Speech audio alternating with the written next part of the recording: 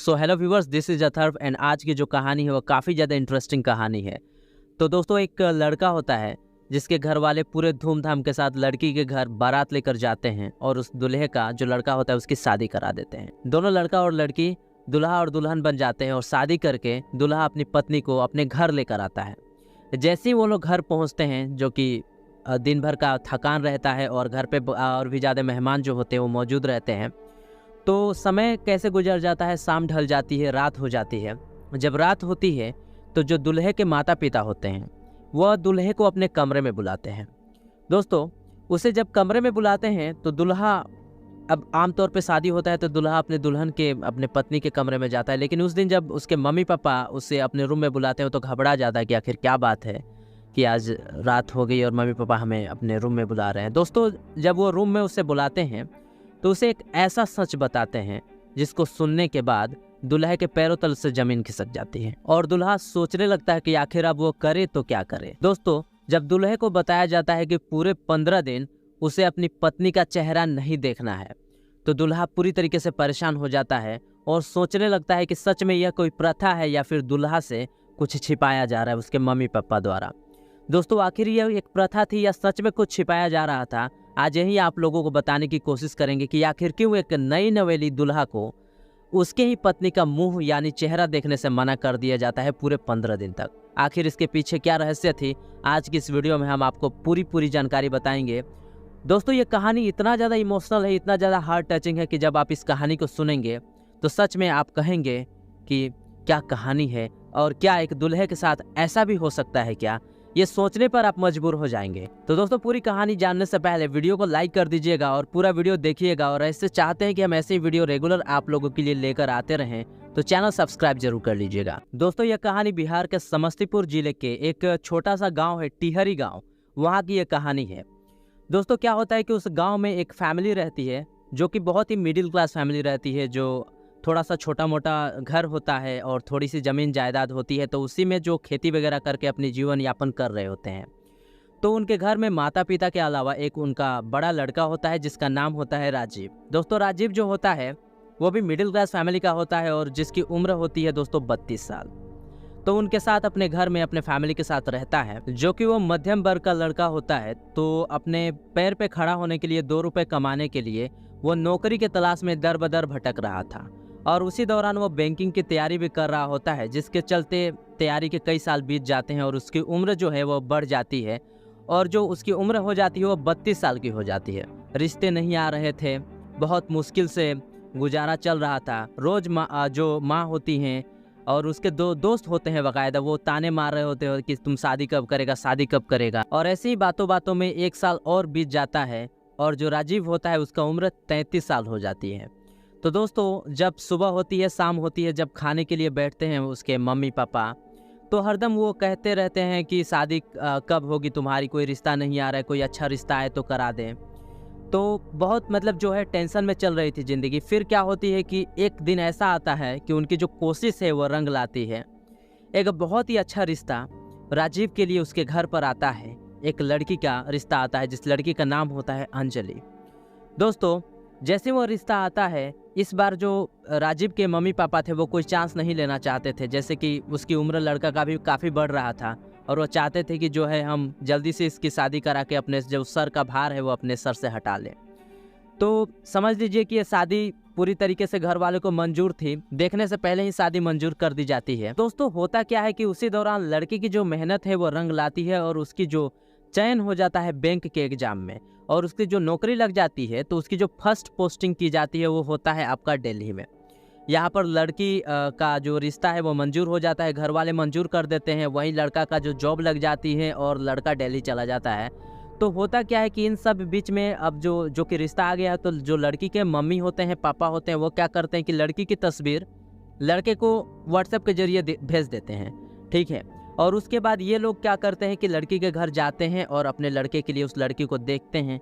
जैसे ही देखते हैं, पहली नज़र में लड़की उन्हें पसंद आ जाती है। तो दोस्तों, सभी रिश्तेदार मतलब वहाँ पे लड़की के घर वाले, लड़के के घर वाले बात कर रहे होते हैं और जो दिन रखने का, शादी ब्याह का, वो सब चल रहा होता है। तो पंडित जी को बुलाया जाता है। पंडित जी आते हैं, तो जब वो कुंडली देखते हैं लड़का और लड़की का, तो वहाँ पे एक समझिए कि बहुत ही इंटरेस्टिंग खेल हो जाता है। होता ये है कि या तो शादी जो लड़का और लड़की का होना है वो या तो 15 दिन में हो जाए, या फिर जो शादी है वो 15 दिन के बाद अगर नहीं होगा तो फिर उसे मतलब 2 साल तक शादी नहीं कर सकते हैं, ऐसा सीन हो जाता है। तो फिर घर वाले बहुत ही चिंतित हो जाते हैं, कहते हैं कि 2 साल कैसे, जहाँ कि यहाँ पे लड़का का जो उम्र था वो 32 साल से 33 साल हो गया था। लड़का को जॉब भी मिल गया था, अब घर पे कोई दिक्कत नहीं थी, मम्मी पापा बूढ़े हो गए थे, तो सोचते हैं कि क्यों 2 साल वेट कराएंगे, अब यही जो है 15 दिन का अगर योग बन रहा है तो 15 दिन में हम शादी करवा देते हैं। तो दोस्तों 15 दिन की जो शादी है वो रखवा दी जाती है पंडित जी द्वारा और फिक्स कर दिया जाता है। तो दोस्तों जो राजीव होता है वो तो दिल्ली में जॉब कर रहा होता है, लड़की को अभी तक वो देखा नहीं था, व्हाट्सएप के जरिए उसे वो पसंद कर लेता है। तो फिर क्या होता है कि शादियाँ जो तैयारियाँ होने लगती हैं राजीव को भी बताया जाता है। तो राजीव क्या करता है कि जैसे जैसे छुट्टी लेकर और शादी के 5 दिन पहले ही वो घर आ जाता है। जब घर आता है तो देखता है कि बहुत सारा काम पड़ा है, पापा और मम्मी का भी हाथ बटाना है, तो पूरी तरीके से वो जो है फैमिली वालों के साथ मिलकर तैयारियां करवाने लगता है। और फाइनली वो दिन आ जाता है उसकी शादी का।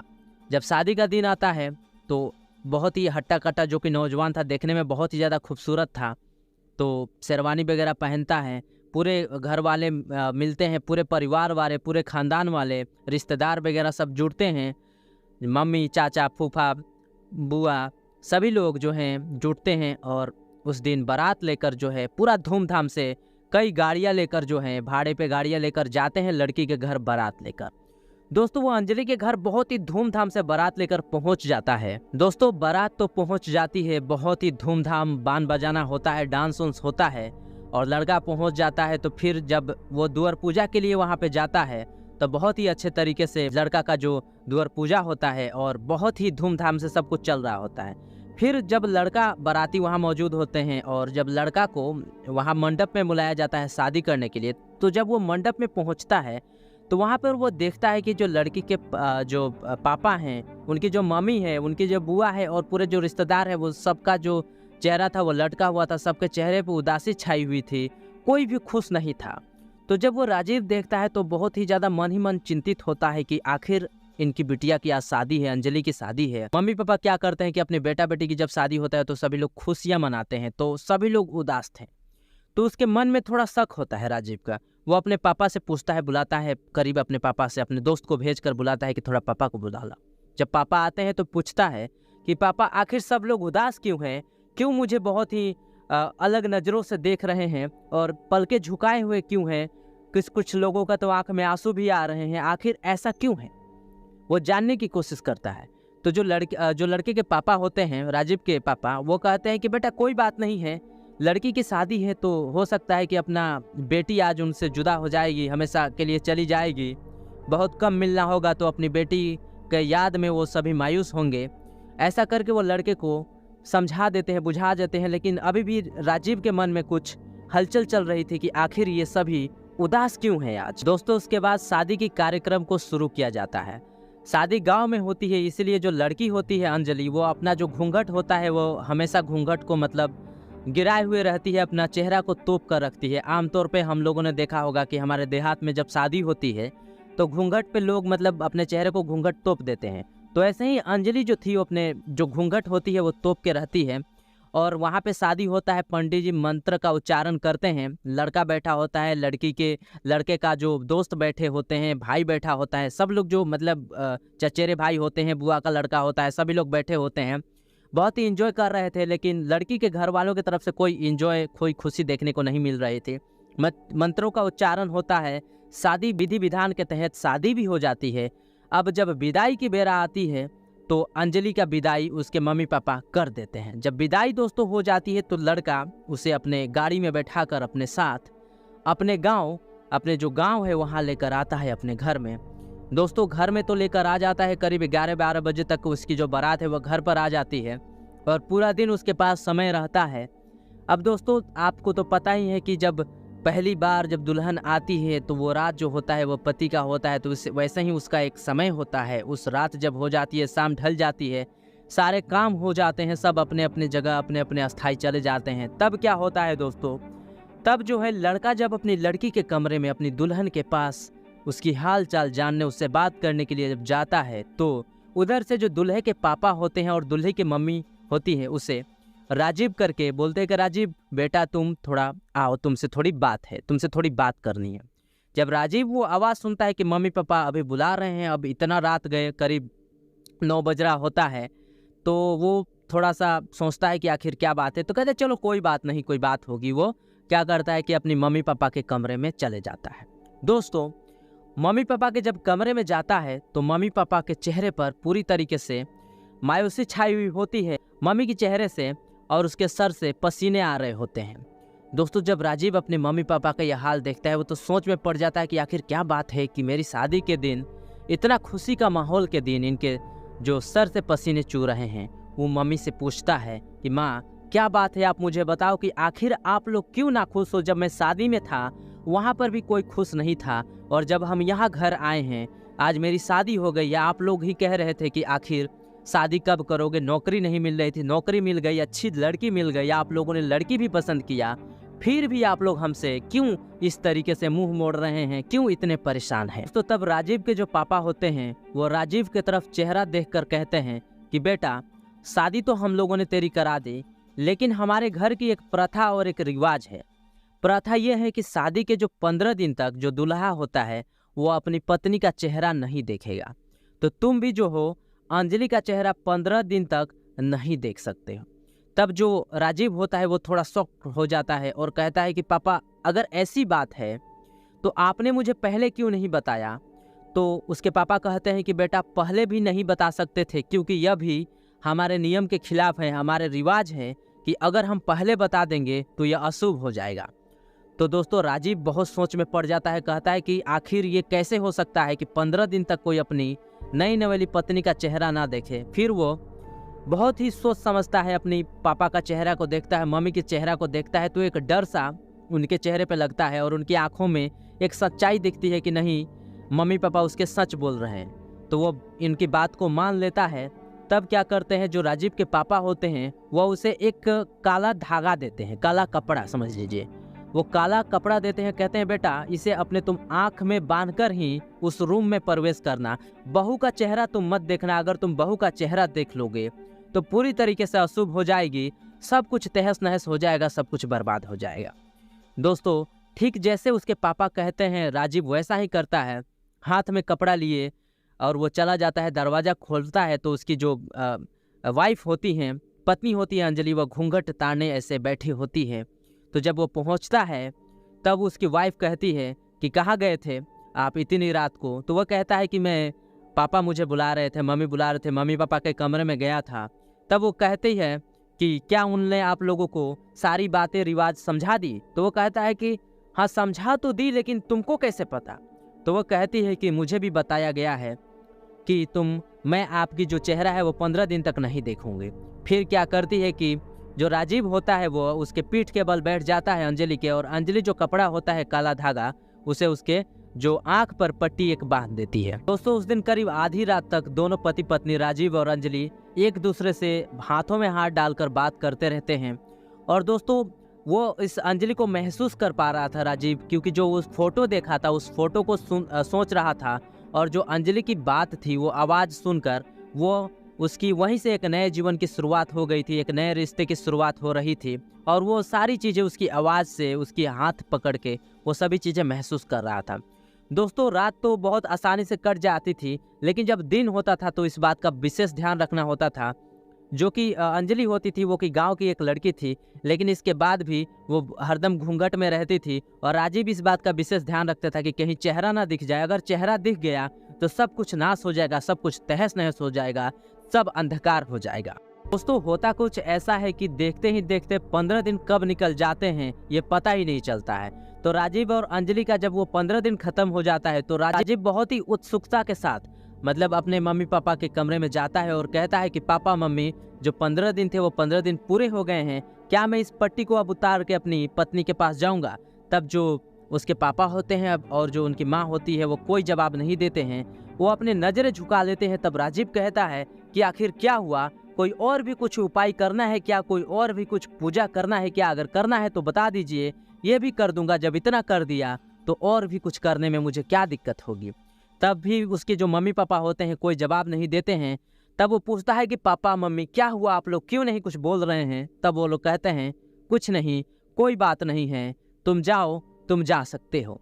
दोस्तों जब इतना मम्मी पापा उसके कहते हैं तो जो राजीव होता है वो बिना कपड़ा का, उसके जो चेहरा होता है उस पर कोई काला धाग जो आज कपड़ा होता है वो नहीं होता है, और बिना कपड़ा का वो अपनी पत्नी के रूम में जाता है जहाँ पर उसकी पत्नी घूंघट ओढ़े बैठी थी, उसका इंतजार कर रही थी। जैसे ही दोस्तों वो पहुँचता है अपनी पत्नी के करीब, वहाँ बेड पर बैठता है और उसके हाथों में हाथ लेकर कहता है कि देखो अब हम आज़ाद हो गए हैं, ये समझो कि हम एक पिंजड़े में बंद हो गए थे, आज मैं तुम्हें देख पाऊंगा, तुम्हें गले लगा पाऊंगा, तुमसे प्यार कर पाऊंगा। दोस्तों अब राजीव अपनी पत्नी का घूंघट उठाने ही वाला होता है, तभी जो अंजलि होती है वो उसकी हाथ पकड़ लेती है और कहती है कि घूंघट उठाने से पहले, मेरा चेहरा देखने से पहले आपको मेरे कुछ सवालों का जवाब देना होगा।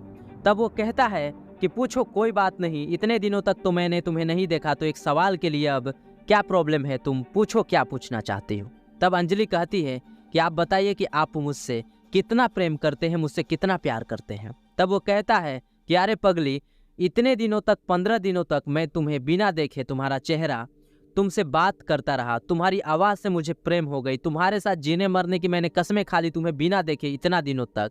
अभी तक तुम्हें अंदाज़ा नहीं हुआ कि मैं तुम्हें कितना चाहता हूँ, कितना तुम्हें मानता हूँ, क्योंकि तुम मेरी पत्नी हो। तब वो कहती है कि ये तो मैं समझती हूँ, लेकिन मैं आपसे एक बात पूछती हूँ कि मान लीजिए कि आप जब मेरा घूंघट उठाएंगे और आपको कुछ ऐसा चीज़ दिख गया जिसने आपने कभी कल्पना नहीं किया था, तो क्या आप मुझे उतना ही प्यार करेंगे जितना कि कल तक करते आ रहे थे। तब वो कहता है कि ये क्या बोल रही, वो सोच में पड़ जाता है। दोस्तों वो अचानक से सोच में पड़ जाता है कि आखिर अंजलि ऐसा क्यों बोल रही है। अब उसके सामने ऐसा लगने लगता है कि कुछ अनहोनी हो गया है। दोस्तों इतने पर वो सहम जाता है और कहता है कि तुम क्या कहना चाहती हो। तो वो कहती है कि तुम खुद घूंघट उठा के देख लो। दोस्तों राजीव जब अंजलि का घूंघट उठाता है तो वो पूरी तरीके से परेशान और हैरान हो जाता है। दोस्तों परेशान हो जाता है और सोचने लगता है कि ये वो लड़की नहीं है जिससे मेरी शादी हुई थी, और पूरा गुस्सा में उस लड़की से पूछ देता है कि तुम कौन हो।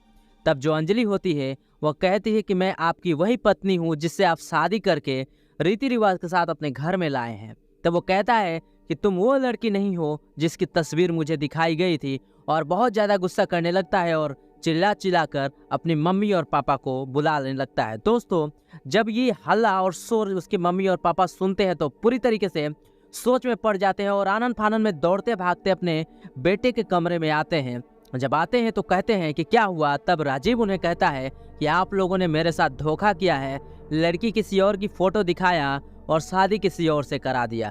आखिर आप लोगों ने ऐसा क्यों किया, और जो मुझे मेरे आंखों पर पट्टी बांधने के लिए कहा था यह सिर्फ और सिर्फ एक झूठ था। आप लोगों ने इतना झूठ मेरे साथ क्यों किया, आखिर क्या गलती थी मेरी। तब उसकी माँ कहती है कि बेटा हमने तुम्हारे साथ कोई गलती नहीं किया, हमने तो तुम्हारी इज्जत और लड़की के घर की इज्जत बचाने के लिए ये सारा किया है। लड़के की माँ बताती है लड़के से कि देखो राजीव, हुआ कुछ ऐसा था कि जिस दिन तुम्हारी शादी थी उस दिन हम जब बारात लेकर लड़की के घर गए तो लड़की जो थी वो घर से भाग चुकी थी। लड़की जो थी वो तुमसे प्यार नहीं करती थी और तुम्हें पसंद नहीं करती थी, वो किसी और से प्यार करती थी, वो किसी और को पसंद करती थी। अपने प्यार को पाने के लिए वो छोड़कर भाग गई। तब उसके जो लड़की के घर वाले, अंजलि के घर वाले होते हैं, वो शादी के लिए मना कर देते हैं, लेकिन हम लोगों ने उन्हें दबाव दिया। हम लोगों ने अपने बारे में बताया और कहा कि अगर तुम हमारे लड़के के साथ अपनी लड़की की शादी नहीं करते हो किसी भी हाल में तो हम केस करेंगे, और उन्हें बहुत ज़्यादा डराया और धमकाया। जिसके बाद उस लड़की से 2 साल छोटी उनकी बहन होती है, उससे तुम्हारी शादी करवा दी है, और वह वही उसकी छोटी बहन है जो तुम्हारे सामने तुम्हारी दुल्हन बनकर खड़ी है। जब इतना सुनता है राजीव तो उसके आंखों से आंसू आने लगते हैं। दोस्तों वो कहता है कि अपना स्वार्थ आप लोगों ने पूरा करने के लिए मेरे साथ ही नहीं बल्कि इस लड़की का जीवन भी आप लोगों ने खराब कर दिया। आखिर उसमें इस लड़की की क्या गलती। इसकी बड़ी बहन अगर हमसे शादी नहीं करना चाहती थी, वो भाग गई, तो आखिर इसमें क्या गलती है, इसके साथ क्यों जोर जबरदस्ती किया गया। वो बहुत ज़्यादा नाराज हो जाता है अपनी मम्मी पापा से, और साथ ही साथ अंजलि से भी नाराज रहता है क्योंकि उसने भी ये राज उससे 15 दिनों तक छिपा के रखी थी। वो सुबह उठता है, अपना ड्यूटी जाता है, ड्यूटी से वापस आता है। दोस्तों 2 दिन बीत जाते हैं, उस लड़की से वो बात नहीं करता है, ना ही मम्मी पापा से बात करता है। लेकिन प्यार तो प्यार होता है, पत्नी तो पत्नी होती है, आखिरकार एक दूसरे को एक तो होना ही था। होता कुछ ऐसा है कि वह कहती है कि चाहे जो भी हुआ हो, आप एक बार मेरे मायके चलिए, आप जब मेरे मायके जाएंगे तो सब कुछ क्लियर हो जाएगा, सब कुछ पानी की तरह साफ हो जाएगा। तब जो लड़का अपने मोटरसाइकिल पर बैठाकर अंजलि को अपने घर लेकर जाता है, जब वहाँ पे लड़की के मायके अपने ससुराल, तब वहाँ पर वो सभी लोगों से, उसके मम्मी पापा से हाथ जोड़कर माफ़ी मांगता है कि मेरी मम्मी पापा ने जो गलती किया है उसके लिए माफ़ कर दीजिए। और तब अंजलि क्या करती है कि अपना पति का हाथ पकड़ लेती है, कहती है कि माफ़ी मांगने की ज़रूरत नहीं है। आप 15 दिनों तक आप मुझसे इतना प्यार किए हैं, आप मुझे बिना देखे जब आप मुझसे इतना चाह सकते हैं, इतना मान सकते हैं, तो सोचिए कि आप मेरे लिए वरदान है दिया हुआ भगवान का, और मैं आपके जैसा पति पाकर मैं हमेशा धन्य रहूंगी, खुश रहूंगी। दोस्तों यही से दोनों एक हो जाते हैं, दोनों फैमिली भी मिल जाती है, और दोनों के आज के डेट में एक बच्चे भी हो गए हैं, पूरा खुशहाल जिंदगी पूरे जी रहे हैं। दोस्तों आप लोग को हमारा वीडियो कैसा लगा और इन लोगों की प्रेम कहानी आप लोगों को कैसे लगी, कमेंट करके जरूर बताइएगा। ऐसी कहानी हम रेगुलर लेके आते रहते हैं, तो ऐसी कहानी देखने के लिए चैनल को सब्सक्राइब जरूर कीजिएगा। Thank you, bye bye.